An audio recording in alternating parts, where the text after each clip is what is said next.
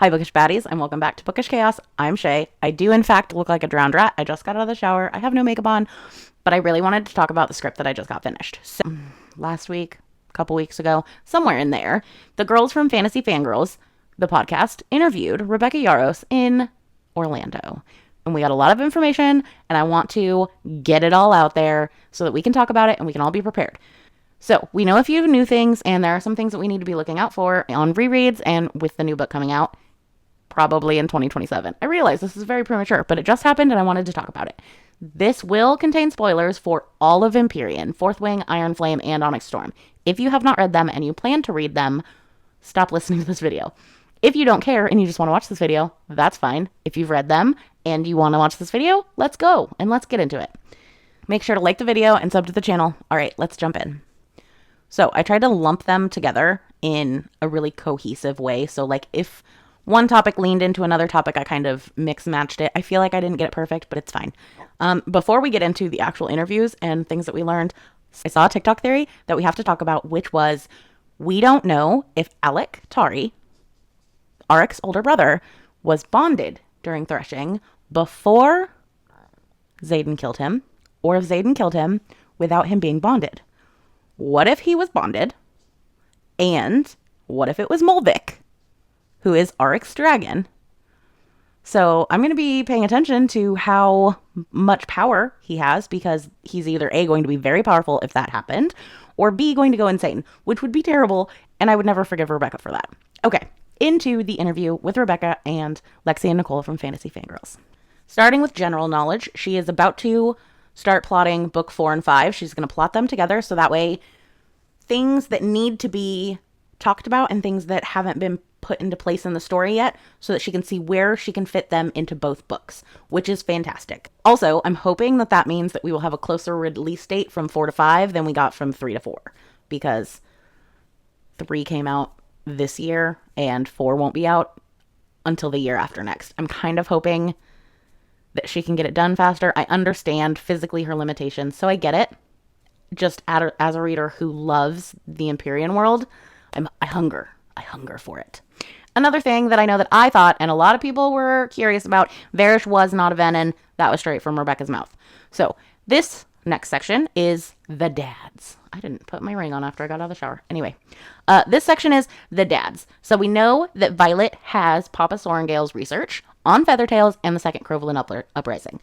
So Violet hasn't said everything that's in them yet. We know that there's at least 3 books that she has not in her monologue talked about yet. So they did ask her about Papa Sorrengail's research, and it turns out Violet, super brilliant fucking woman, just thinks that those things are not important. And I can almost guarantee that they're the most important, because Violet's an idiot. They asked her about how Papa Sorrengail would feel about Violet and Xaden's relationship, and she said that he would be shocked at first that she's not with Dane, because of course he thought she was going to. We had that whole funny moment in the bookshop in Onyx when she was like, you look just like I thought you would, Dane Atos, and then everybody laughed, and Dane looked really weird, and Xaden looked like he wanted to murder Dane. It was a good time. But he would be shocked, but he would get over it, and she also said that he has insight into the rebellion that would make him not against Xaden. So she really needs to pay attention to that fucking research that she's got that she thinks isn't important. So Nicole, in them talking about their interview, brought up that she thinks that Daddy Atos knows what Papa Sorrengail's research entails, and that it maybe entailed how to stop the Venin, and that he wanted to stop that, and so he had him killed, which I don't necessarily think is true. I personally think that he found out about the Venin, and Markham found out, and Markham had him killed. Or something along those lines, because Markham is sus as shit, and he is definitely a bad guy, and in my opinion, if not a Venin, working with the Venin. Lexi said no, and I agree with Lexi. I think it's more that Daddy Atos thinks that there is something in there that he could gain power from Feathertails, and he wants it because of that purpose. And he's very power hungry. But I do agree with them that Daddy Atos, if he isn't Venin, which he could be, since we learned from Jack fucking Barlow that sages and mavens can, glamour's not the right word, but they can hide their Veninism and hide in plain sight. So he could be either working with the Venin, which is 100% for sure, if not a high-level Venin and hiding it. And here are my reasons and their reasons. This is basically just a recap of their panel and then their podcast, but just on my channel. One, he did ask about Papa Sorrengail's research, and he clearly wants to get his hands on it. He sent them in Fourth Wing to Resin outside of the wards where Venin appeared because there was a lure box of Navarian craftsmanship placed there for them to appear. He sent that specific squad to that specific place where the Venom were specifically going to show up while they were cadets. Did he place that lure box there? Probably. Then, in Ironflame, when Lilith was like, you emptied a strategic outpost and sent cadets beyond the wards where they fell into actual active combat. What were you thinking? And he was like, well, you put it up to my discretion and blah, blah, blah, blah, and shut the fuck up. And she was like, you shut the fuck up. Have fun out on a coastal outpost. You're out of here, bitch. R.I.P. Lilith. And then, when he becomes General of Basgiath, again, R.I.P. Lilith, he sends them to Samara as a punishment, where Theophany happens to appear and does not seem shocked at all to find them there. You know, Theophany, everybody's favorite Venin villain bitch, who we love because she's so sassy, R.I.P. Theophany. And Theophany created a tornado that took out Crod and Taryn and could have killed them, and we almost lost Garrick if she hadn't been so into Violet and loved her so much and wanted whatever she wanted from her, and then she took pity and decided, oh, you know what, I'll let him go. Also, secrets die with the people who keep them. He was so stupid to say that to Violet and Xaden's face, and then every single one of the assassins that we got on page of assassination attempts said secrets die with those who keep them. He's not smart. He's stupid. And he's either a Venin or he's working with the Venin or both. Rebecca Yarros did say that one way to look out for those who could be Venin, even if they're disguised, is people who do not have the best interest of Navarre on their minds. And I feel like Daddy Atos does not. We learned that Daddy Atos has a red dragon, like Dane, and that his first name starts with a G. And Nicole had this wild theory that the G stands for General Daramore, who, I do agree, I think is the big bad Venin that we're going to meet eventually in the books. The one from 600 years ago who fought the first 6. I do think that he is still alive because Venin have a way of, like, extending their life source. So I do think that he is still alive. Because the Barons were not... It took all that 600 years to drain the Barons so much. They hadn't drained the Barons by the end of the war like that. Like, it just continued to happen. We don't know all of the histories because all we know is what Violet knows, which is what Navarre has put into their textbooks, which we know are confirmed lies. So we need more Poromish. We need more Poromish history to know what is actually happening and how long the Venin have actually been back. If they actually ever went away all the way. Which I don't think they did, because I think General Daramore is alive. Not super important, but still good to know. At the end of Onyx Storm, Berwin kills Panchak's green dragon. And Rebecca did confirm that Panchak is in fact dead. He was not Venin, he was just working with the Venin, so when his dragon died, he died. Which is good to know, because, as we know, unless they die on page, like my sweet, sweet Liam, R.I.P., my sweet baby boy, they're not really dead. Jack fucking Barlow as the example. Brennan, who's still sus as fuck. I still don't trust him. Also, supposedly died, still alive. I'm just saying. But Panchak, he's for sure dead. We learned that Panchak didn't start working with the Venin until after Iron Flame, after Lilith was dead, and Atos got the general position of Basgiath, because if you remember, Terra, who Ree saw on and off, was like, he wants General Sorrengail's job, and he eventually wants Melgren's job, and they were like, that'll never happen. True. He will not have Melgren's job because he's dead now. But, so that's when he started working with the Venin, because he was so pissed that he spent all this time as the vice commandant, or as the commandant, but did not get the promotion. Which I just, in this second, thought about how suspicious that makes me of King Tari, because, nope, not King Tari, of General Melgren, because Melgren had to be the one who promoted him to General at Basgiath. It was either Tari or Melgren. Oh, God, General Melgren. I know he's suspicious as fuck, but Coda. Oh, that really bums me out. All right. Cole did bring up that she wondered how his green felt about him working with the Venin. No word on that, but I would like to bring up that the Empyrean is conflicted on how they should deal with this Venin issue. I'm not so sure that some of the dragons don't think that leaving the venom alive is a good idea. I'm just saying. There is a couple of the fables in the Fables of the Baron that imply that the dragons aren't as good as one would think. So I just want everybody to be thinking about that as we move forward. Rebecca Yaros did say that unbonded dragons just hang out in the Vale. Could you imagine how big the Vale is? Because they have to be able to, like, fly around and shit. But they just chill in the Vale. They don't come out of the Vale. They don't bother themselves with humans. They don't fight in wars because they're like, I don't have a fucking human. I don't give a shit. Let all the humans die. But, I mean, not really, because if they let all the humans die, then the Vale would be gone. Because... not necessarily. They have wards now. They could just stop bonding people. Anyway, we need more dragon lore. That's what I want. We do know that there's 2 Empyreans. There's the one at Besgaiath and the one in Orisha. And she said we should focus on why there's so few black dragons that are seen. It is only really ever brought up about Terran and Coda, because they're the only 2 in active service. But we don't actually know if there's any other black dragons that are alive, other than the babies that were just recently hatched.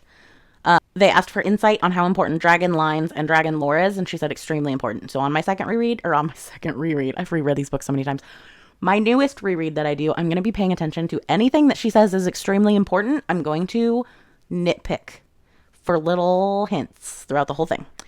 They brought up that we've seen blue, red, green, and orange fire wyverns, and they asked if there's a reason we haven't seen black and brown, and Rebecca said yes.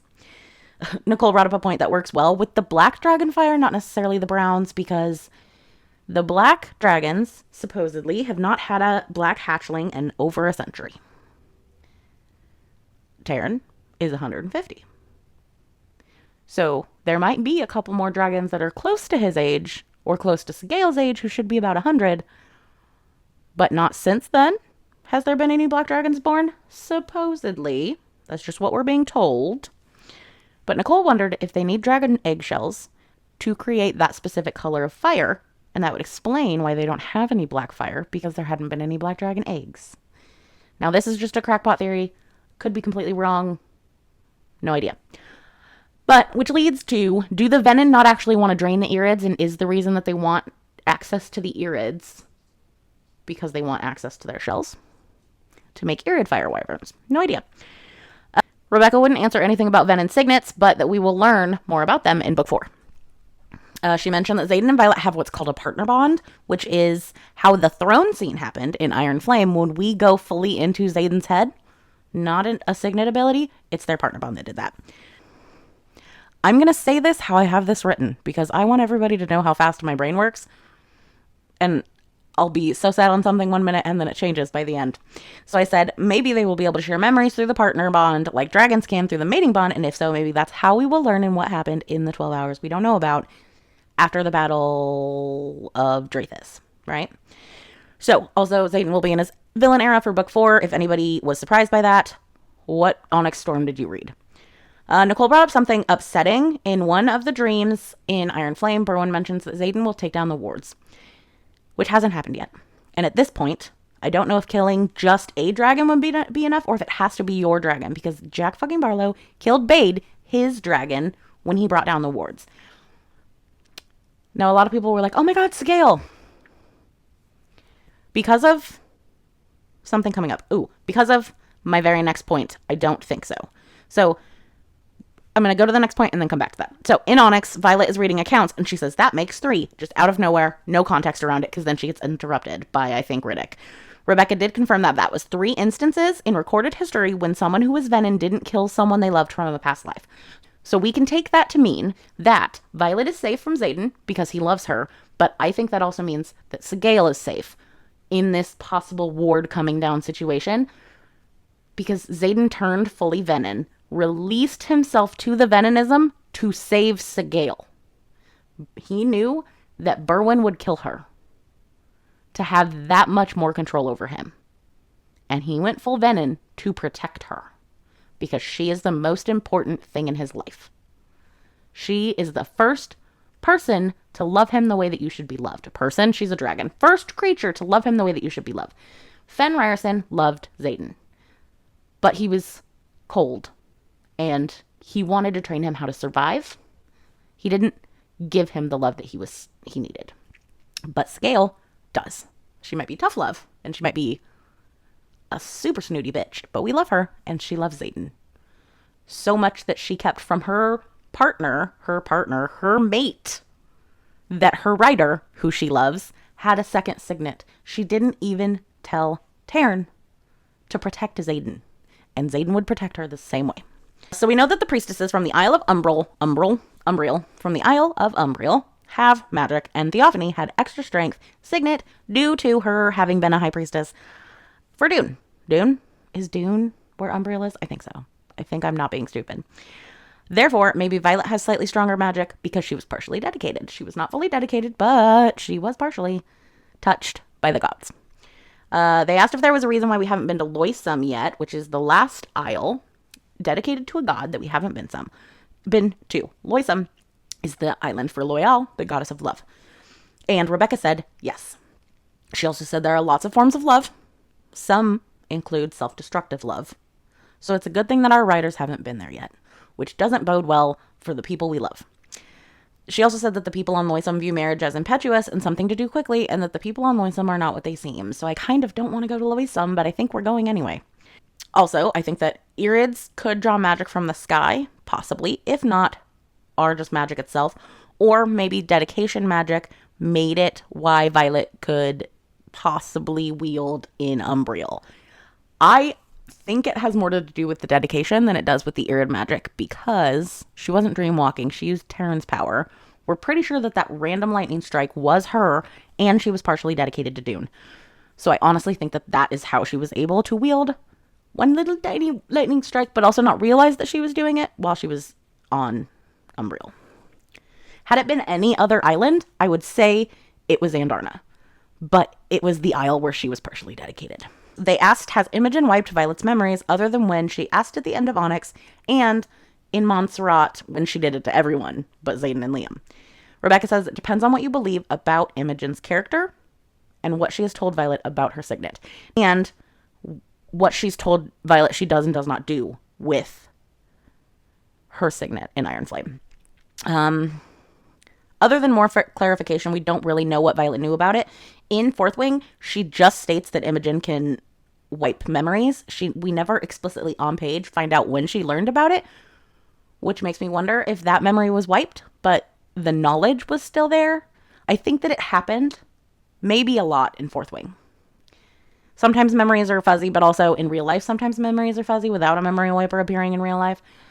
So I don't necessarily know, but I think it's possible that she did it in Fourth Wing because she hated Violet. But after Ressin, she started to soften, and then they started running together, and then she realized how much Violet cares for Xaden, and she realized the lengths that Violet would go to for Xaden, who is Imogen's one of her people, and I don't think she would do it after that. I think that it happened a lot in Fourth Wing that we don't know about, but I think after Fourth Wing, personally, that the only time that I think she did it after Fourth Wing was when Violet asked her to. In Onyx Storm, Mira disappears. She goes on sabbatical. She's like, peace out, bitches. Turns out she was going to visit their grandma, Niara. And Brendan's like, why would you go talk to grandma? Our parents don't talk to her anymore. But she's like, I learned some stuff. And I think that might be how we found out that Violet was dedicated to Dune, via her dad. But she said we are going to learn more about Grandma Niara, and maybe therefore about the dedication and the reason why she stopped talking to her son and his wife, the Soren Gale parents. Rebecca Yarrow says Grandma Niara is keeping bigger and badder secrets about what went down. So she knows the tea, and we might get that. Okay, we know that 4 writers are missing, including Xaden and Garrick. So 2 writers other than Xaden and Garrick are missing. I think one of them is Bodhi. It's 3 a.m. when she arrives back to Orisha after the marriage and the 12 hours that she doesn't remember. So from 3 p.m. to 3 a.m., that's the 12 hours that we're missing. Andarna is nearby because she mind speaks to Violet and says, I will not let them burn you, which is very alarming. We know that 4 riders and their dragons have been killed, along with 3 elders, which is 7, could be significant. But because there is technically 7 dens of dragons, that could be significant. Also, 6 dragon eggs are missing. We don't know who took them. We don't know where they went. We don't know if it was good guys or bad guys that took them. I have a theory, because I don't want Arik to be the brother. I have a theory that Arik took dragon eggs as a forethought out plan with the Duke of Tyrrendor before the Duke of Tyrrendor went full villain. But that's just, it's just there. It might be 3 dragon eggs. I don't remember. It's been a while since I read Onyx Storm. Correct me in the comments if it's only 3. For some reason, the number 3 is like hanging out in the back of my head. Like I might be wrong on how many dragon eggs are missing. I did not, in fact, go in and double check that. If I'm wrong, let me know. We know that Taryn needs rest, and Rebecca Yarros confirmed that it's not because of the battle. So I think that in order to not cause themselves harm because of what needs to happen going forward, because Xaden will not be nearby, and Sigale will not leave him alone. Even if she has to hide in a cave nearby just to keep an eye on him, she will not leave him without her. So I think if it's possible for dragons to break their own bond, that her and Taryn agreed to do it, or asked Andarna to do it for them, because if you remember, Leothin, I almost called him Llewellyn. That's a dude. That's a human dude. Leothin broke Andarna and Violet's bond. I don't actually think he broke it. I think he just bricked it up, and Violet couldn't feel it anymore, because she still dreamwalked after Andarna was gone. So unless Eared magic works different, where you can still have a signet even after they break their bond, I don't actually think that bond was completely broken. Either way, even if Andarna just bricked it off like that, Violet felt it, like it was being taken from her. It felt like a piece of her was gone. Taryn had to yell at her in her head to breathe, because she stopped breathing. Because it's like when your dragon dies. She got to experience basically what it's like when your dragon dies, only she had another dragon to keep her alive. And she would have died, I believe, from that bond breaking, if Taryn hadn't been like, I am still here, breathe. So, I think that's why Taryn needs rest, because it has been stated that his bonds are so strong.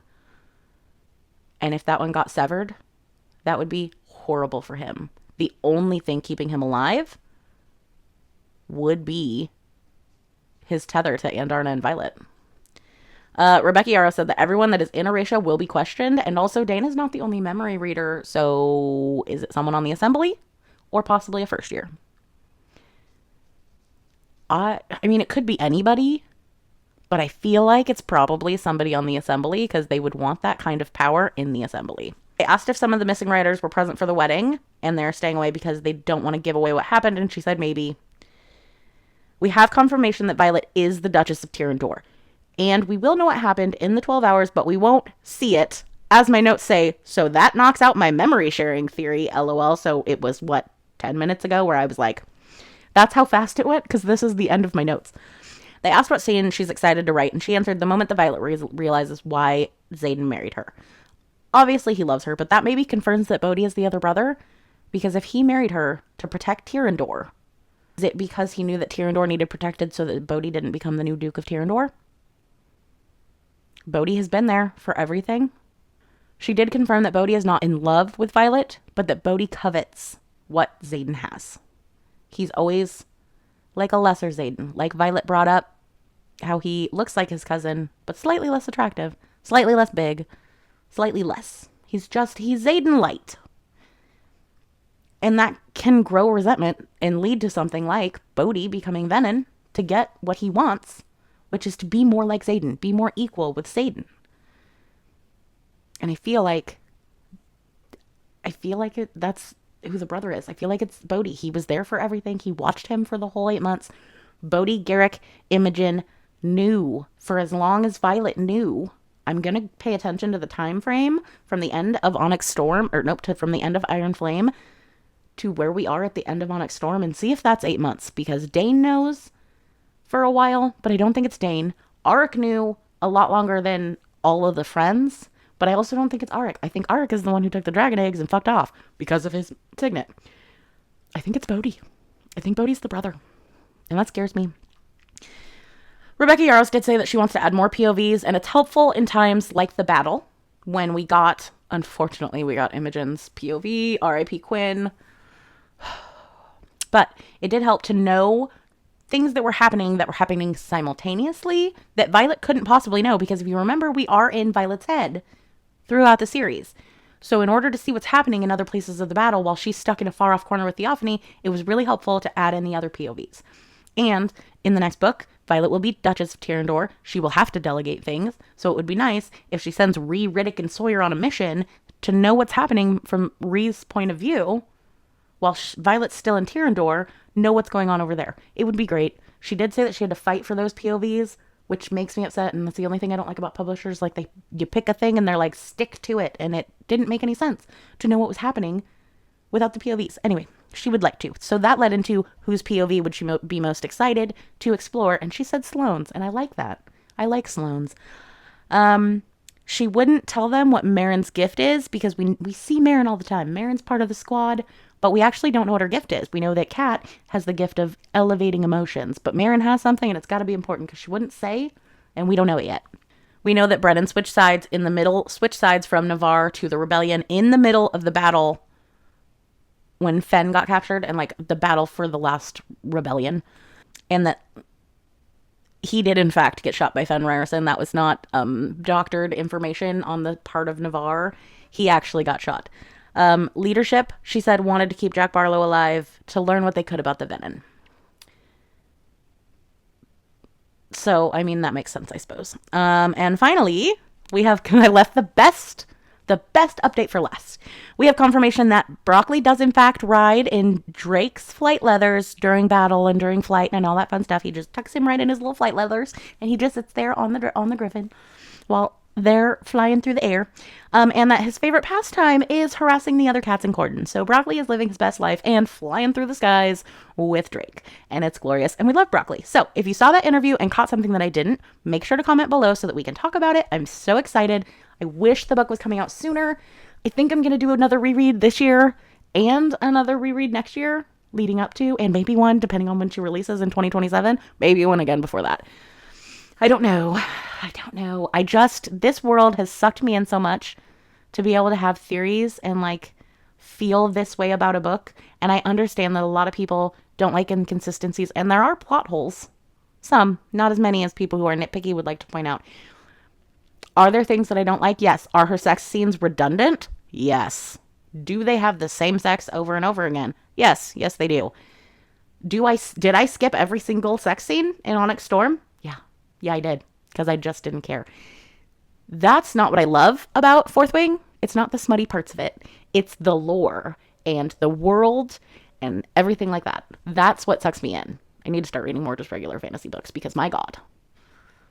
I love being able to theorize and like pick things apart and be like, I think this and I think this, because when my theories videos came out for Onyx Storm, I wasn't incorrect about everything. I was right about some things, which is exciting. I do want to stab everybody who says that Riddick might be Venom, because fuck you. Don't come for my boy. Him and Imogen are the throuple that I would have with those two. I hope that you enjoy this world as much as I do, and I hope that you enjoyed this video. Make sure to like this video, subscribe to the channel. Remember, if you don't subscribe to the channel, you are not a bookish baddie, you're just a bookish person. And if you want to be a bookish baddie, subscribe to the channel. Also, make sure that you click the bell button so that you're notified of every video that I post. And I will be back if we get any more Empyrean news, but I'll also be back just because I enjoy doing this. All right, I'll see you guys later. Bye.